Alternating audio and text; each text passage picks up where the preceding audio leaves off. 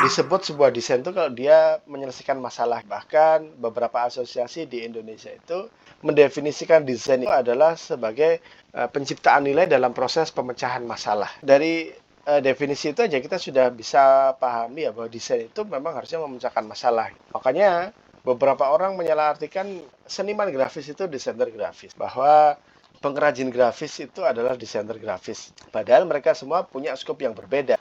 Bedanya apa Pak? Gitu ya. Ketika Anda memproduksi sebuah karya visual, tapi itu cuma duplikasi dari karya yang sebelumnya, misalkan ada gaya visual ilustrasi gitu, atau gaya visual vektor, dan Anda membuat dengan cara yang sama, vektor, tapi untuk foto keluarga Anda, kemudian ada posting, mungkin beberapa orang akan melihat, wih, bagus ya desainnya ya, bikinin dong. Tapi itu sebenarnya hanya proses duplikasi. Meskipun di situ ada layoutnya, ada judulnya, atau bahkan Anda bikin logo, karena bisa jadi itu adalah visualizer saja, memvisualisasikan sebuah brief. Bikin saya dong logo rumah sakit, ada daunnya dan ada burungnya gitu ya. Oke, Anda bikin, jadi gitu ya. Karena itu adalah konteksnya adalah visualizer.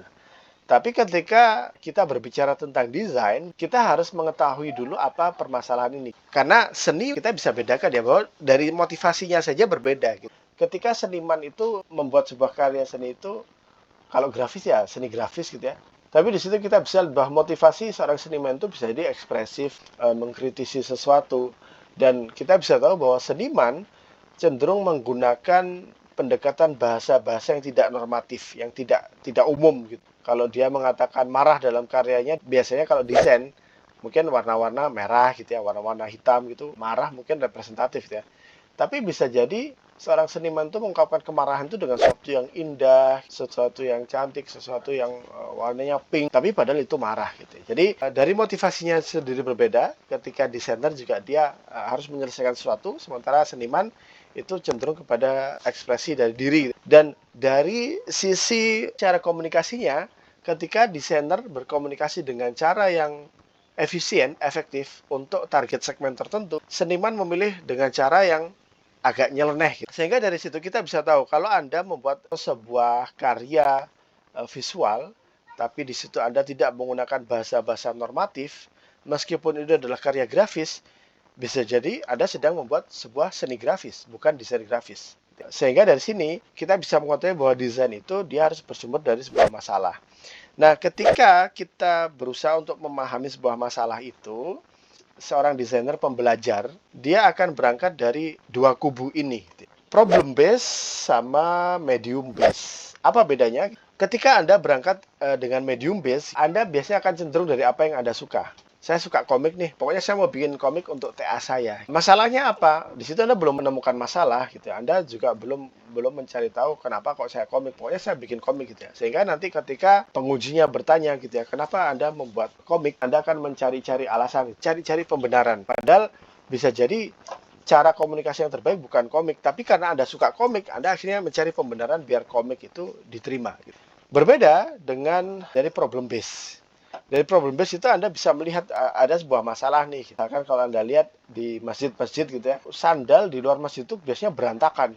Kemudian Anda merasa resah, gimana ya caranya biar sandal-sandal ini itu tertata rapi sehingga menjadi dakwah untuk orang yang lewat. Wih, orang-orang Islam itu rapi ya, misalkan seperti itu. Anda akan mencari tahu gimana cara, dan di situ Anda belum tahu mau bikin apa. Tapi setelah Anda pahami gitu ya, setelah Anda cari tahu bahwa kenapa kok berantakan, ada yang buru-buru, ketinggalan rokaat dia harus lari-lari gitu ya. Ada yang mungkin oh ternyata sandalnya beda-beda ukurannya. Di situ Anda memahami dan akhirnya bisa jadi penyelesaiannya bukan berupa poster desain, penyelesaiannya bukan berupa suatu aplikasi yang keren gitu ya. Tapi bisa jadi penyelesaiannya hanya sebuah garis merah seperti Anda membuat soft bayangan tapi untuk sandal itu. Dan harapannya garisnya sandalnya tetap tertata rapi di dalam garis soft itu. Jadi sekali lagi bahwa sebagai seorang desainer Anda harus bisa memahami sebelum menghakimi. Jangan tiba-tiba klien datang ke Anda gitu ya, Mas bikin saya desain, oke, desain apa, desain logo, oke, maunya apa, ada burungnya, oke, selesai, saya pulang dulu, besok seminggu lagi kita ketemu, dan Anda memberikan 10 alternatif. Itu sama istilahnya seperti apoteker dan dokter. Kalau Anda ke apoteker, Anda tanya, saya pusing, saya mau beli Nesagrip gitu ya. Apoteker akan memberikan Anda obat yang Anda minta gitu. Mungkin paling banter dia akan memberikan merek yang lain gitu. Ada alternatif, ada Panadol, Mixagrip, ada ini, Anda pilih yang mana gitu ya. Tapi berbeda dengan dokter, Anda tidak akan mungkin datang ke dokter, dokter saya pusing, tolong berikan saya Kataflam sama paracetamol dan amoxilin 3 gram saja. Sama dokter tidak akan dikasih gitu ya. Karena dokter harus tahu dulu, tunggu dulu nih, ini penyakitnya apa, keluhan Anda apa gitu ya. Dan setelah pasien mengeluh bercerita gitu ya, bisa jadi dokter tidak memberikan obat sama sekali gitu ya. Karena bisa jadi dokter melihat, oh Anda nggak butuh obat, Anda cuma harus memperbaiki gaya hidup Anda. Sama juga seperti seorang desainer. Bisa jadi orang itu datang kepada Anda meminta bikinin logo. Setelah Anda lihat, Anda tanya, nggak ada masalah dengan logo yang sebelumnya. Masalahnya adalah setiap konten promosi mereka di IG mereka itu tulisannya gede-gede dan semua berebutan untuk dilihat, nggak terbaca. Dan yang tadinya Anda diminta untuk desain logo, bisa jadi Anda membantu mendesain sosial medianya. Dan ini juga memberikan desainer potensi untuk mengedukasi klien mengapa desain itu terkadang harus mahal, butuh waktu, dan mengapa desain itu bisa memahami apa yang sedang dilakukan kliennya gitu. Dan ini membuka peluang Anda untuk mengerjakan proyek-proyek yang lain. Dalam artian Anda melihat klien minta logo, kenapa logonya? Saya ingin bikinin logo yang baru. Nah, di situ Anda kan bisa memberikan 3 alternatif gitu ya. Oke, mau di redesign nggak? Redesign, retouch ya. Ya berarti logo yang sudah ada itu di retouch aja biar lebih kekinian. Oh gitu ya. Iya, dan itu mudah, murah, dan gampang. Emang ada yang lainnya? Oh ada. Yang kedua adalah redesign. Oh itu gimana? Dari situ Anda jelaskan. Oh kalau redesign saya harus tanya dulu, Bapak mau logo yang mana? Logo sebagai simbol aja atau logo sebagai identitas perusahaan? Oh bedanya apa? Anda jelaskan lagi. Kalau sebagai identitas, gambar apapun pasti akan jadi logo Bapak, sejelek apapun. Yang penting perusahaan Bapak keren, gambarnya akan keren. Oh gitu Mas. Kalau yang satu, kalau yang satu kita bisa bikin logo Bapak itu ketika orang lihat itu mereka akan bersemangat. Mereka akan langsung ingat produk Bapak. Mereka akan langsung ngiler atau mereka akan langsung kalau produk Bapak parfum mereka akan langsung kebayang wanginya. Bisa gitu ya? Bisa. Dan dari situ klien sudah paham. Pasti harganya beda ya Mas ya. Oh ya tentu gitu ya. Nah, dari situ Anda bisa perlahan-lahan membuka sebuah jalan itu. Bahkan yang terakhir, atau mau saya rebranding Pak? Oh, apalagi itu Mas. Nah, rebranding itu kalau saya lihat parfum Bapak ini sebetulnya bisa untuk kelas menengah atas. Tapi logo Bapak ini, logonya itu, mohon maaf, masih sama dengan pesaing-pesaing Bapak di kelas menengah bawah gitu. Kalau Anda mau ganti pasar, saya bisa bikinin ini dan itu dan itu. Dan Anda bisa jelaskan di situ sehingga klien Anda akan tahu, oh banyak yang harus dikerjakan ya dari perusahaan saya gitu ya. Dan dia akan menyadari, pasti itu butuh biaya yang lebih. Dan dari situ klien itu bisa mengetahui apa yang dia tidak tahu. Kan kita itu kadang kita tidak tahu apa yang kita tidak tahu ya. Dan bisa jadi klien merasa harus ganti logo karena satu-satu yang dia tahu ya redesign logo. Dia nggak tahu retouch logo, rebranding logo, redesign dan sebagainya itu Anda yang memberikan pilihan itu. Nah, bagaimana kita bisa memahami sebelum menghakimi atau kalau dokter mendiagnosis kliennya butuh penanganan seperti apa ya? Kita bisa pakai empati. Nah, kalau kemarin Anda di design thinking, empatinya sekedar selewat saja, ini kita akan coba lebih dalam lagi gitu ya. Dan saya yakin Anda masih ingat ya dengan studi kasus Giradora ya. Di mana di situ penggunanya atau orang yang memiliki masalah itu tidak punya listrik dan dia punya keterbatasan air dan sibuk, dia akhirnya desainernya datang dengan produk ini. Atau produk ini ya, water hippo roller yang kita tahu kesulitan ngambil air dan akhirnya kalau ngambil harus pakai jerigen diangkat dan akhirnya dia bisa menggelindingkan, bahkan anak-anak pun sekarang bisa bantu ambil air gitu ya. Nah, ini adalah gambaran untuk UAS Anda nanti gitu ya. Jadi ini adalah satu pendekatannya gitu ya. Anda bisa melatih ini dengan cara memilih satu topik masalah ya di lokasi tertentu untuk kemudian Anda mendiskusikan ya dengan beberapa pendekatan dengan proses pemecahan masalah. Anda bisa gunakan Six Thinker Head yang minggu lalu ya. Jelaskan tentang ada 6 jenis topik berpikir itu. Permasalahan yang bisa Anda angkat itu adalah apapun yang ada kaitannya dengan urban. Kalau kemarin Anda melihat sekeliling Anda, di lingkup keluarga Anda atau siswa Anda, sekarang kita agak keluar lebih jauh lagi, di mana objeknya lebih banyak. Potensi topik misalkan ya, ada waktu luang yang canggung di dalam lift. Ada ketergantungan HP, kurangnya interaksi sosial, ada waktu-waktu yang tidak produktif ketika menunggu lampu merah, dan sebagainya. Jadi, Anda bisa lihat, Anda bisa keluar dari kampus Anda, dan Anda mulai melihat ya, ketika Anda di bis, ketika Anda di KRL, ketika Anda mengamati lokasi-lokasi itu, mungkin Anda menemukan ini unik nih, orang mau nyebrang jalan semuanya pada ngangkat tangan, ada yang pakai payung, ada yang pakai buku, ada yang pakai tas gitu ya, untuk menutupi diri mereka dari matahari. Ini kok menarik ya, Anda foto aja gitu ya. Atau mungkin Anda juga melihat hal yang sama ketika mereka sedang antri mau naik bis. Kalau di halte mungkin ada peron untuk tempat teduhnya, tapi kalau di pinggir jalan mau nyebrang kan biasanya tidak ada payung di situ. Tapi itu menarik, Anda bisa foto. Atau Anda melihat di atas ada jembatan penyeberangan, tapi orang-orang lewat bawah, terobos pagar yang ada di bawah jembatan penyeberangan. Itu Anda foto. Nah, dari situ semua, Anda pilih salah satu yang menjadi fokus permasalahan Anda. Ada orang yang pakai jembatan penyeberangan, tapi dia tidak memakai sebagaimana mestinya gitu ya. Atau kadang dia melobangi pagar jalan untuk bisa nyebrang dengan ilegal. Anda bisa foto di situ. Dan Anda bisa tuliskan potensi sama masalah. Itu adalah dua hal yang berbeda. Gitu. Misalkan potensi ini adalah Anda melihat di zebra cross tadi ya, orang sebelum nyebrang, nunggu mobil berhenti. Oh, kayaknya ditanamin pohon bisa, tapi ini area perkantoran kayaknya nggak mungkin. Atau ada potensi, bisa jualan payung di sini, menyewakan payung. Anda bisa bikin tas yang bisa sesekali dipakai untuk payung ketika kondisi seperti ini. Jadi Anda bisa berikan potensi gitu ya. Bagaimana mereka bisa menutupi diri dari panas ketika menunggu mau nyebrang zebra cross gitu ya. Dan kekurangannya di sini Anda bisa tuliskan, tidak ada tiang di mana saya bisa memasang kanopi. Tidak ada tempat duduk atau tempat pohon yang dekat di sini. Sehingga di situ Anda bisa memberikan banyak potensinya apa nih. Dari kondisi itu, kira-kira ada potensi apa yang kita bisa ulik. Bisa berbisnis kah? Bisa, kalau kemarin ada topi hijau itu ya, topi hijau sama topi kuning, dia akan melihat gitu ya, banyak potensi-potensinya. Kalau secara negatifnya apa nih? Jadi berupa daftar, list. Nah, dari situ Anda berangkat lagi, lebih dekat lagi, coba memahami kira-kira pengguna di zebra cross ini siapa saja ya. Dan Anda mulai mengamati lingkungan sekitar situ. Di sini ada sekolahan SD, berarti dia pasti akan pakai. Di situ ada pasar, berarti ibu-ibu biasanya akan lewat sini gitu. Kalau di pasar ada pedagang juga, bisa jadi pedagang lewat sini. Jadi siapa saja yang orang yang menggunakan itu, Anda bisa tuliskan di situ. Ada anak sekolahan, ada ibu-ibu belanja, atau pengguna pasar, penjual atau pembeli gitu ya, dan sebagainya. Dan disinilah kita mulai akan masuk ya, bagaimana Anda memahami empati kepada orang lain.